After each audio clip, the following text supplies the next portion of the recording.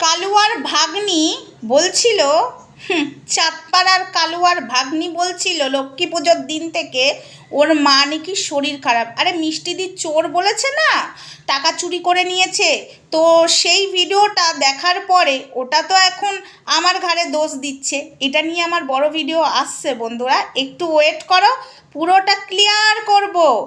এরা বিষয়টা থেকে সরে যাওয়ার চেষ্টা করছে, এখন আমার দিকে ঠেলে দিয়েছে। তবে যেটা বলতে এসেছি, যার মা শরীর খারাপ লক্ষ্মী পুজোর পরের দিনই চলে গেল কালীঘাটে। এই দেখো নিজেই বলেছে, আমার মুখের কথা নয়, শোনো।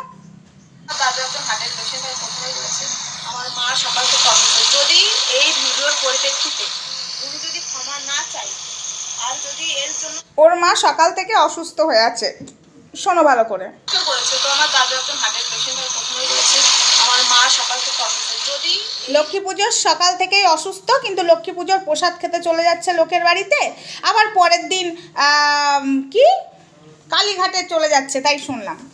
দেখলামও, শুনলাম কেন, দেখলামও তার কালুয়ার চ্যানেলে। ঠিক আছে, তাহলে গেল কি করে রে এ কালুয়ার ভাগ্নি, গেল কি করে? তুই বড় বড় কথা বলতে চেয়েছিস, ক্ষমা কিসের জন্য ক্ষমা? চোর বদনাম তোর ফ্যামিলির লোক বলেছে, কেন চোর বলেছে সেটার উত্তরটা চা, আর সেটার কৈফিয়তটা তোরা দে সোশ্যাল মিডিয়াতে। আমাকে নিয়ে পড়ে আছিস কেন? আমাকে নিয়ে পড়ে থেকে বিষয়টা থেকে সরে যাওয়ার চিন্তা করছিস, বিষয়টা থেকে লোককে ঘোরাতে চেষ্টা করছিস। মিষ্টিদি যে বললো ফেসবুকে টাকা তোরা চুরি করেছিস, সেটার কৈফিয়ত যাতে পাবলিকও না চায়, আর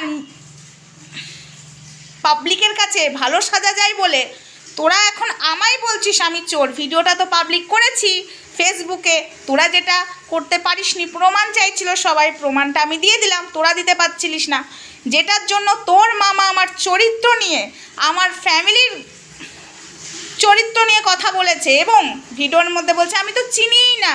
তো চিনিস না যখন, আমার চরিত্র খারাপ, কি করে তুই বলতে পারলি? শুধু ওয়েট কর, কোন কোন জায়গায় কি কি করব।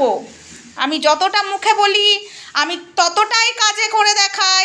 এটা যবে থেকে 2021 সালে আমি এই সোশ্যাল মিডিয়াতে পা দিয়েছি, তখন থেকে সবাই চেনে যে আমি মুখে যতটা বলি কাজে করে দেখাই। আমি তো একটা সোশ্যাল মিডিয়ার লোক, তারপরেও যে আমার পরিচয় আছে, আমার ব্যাকগ্রাউন্ড না জেনে আমার চরিত্র নিয়ে কথা বলে ফেলে। এবার দেখ তুই কত বড় কি ক্রাইম করেছিস, তোকে এবার আমি বোঝাবো, ওয়েট অ্যান্ড ওয়াচ।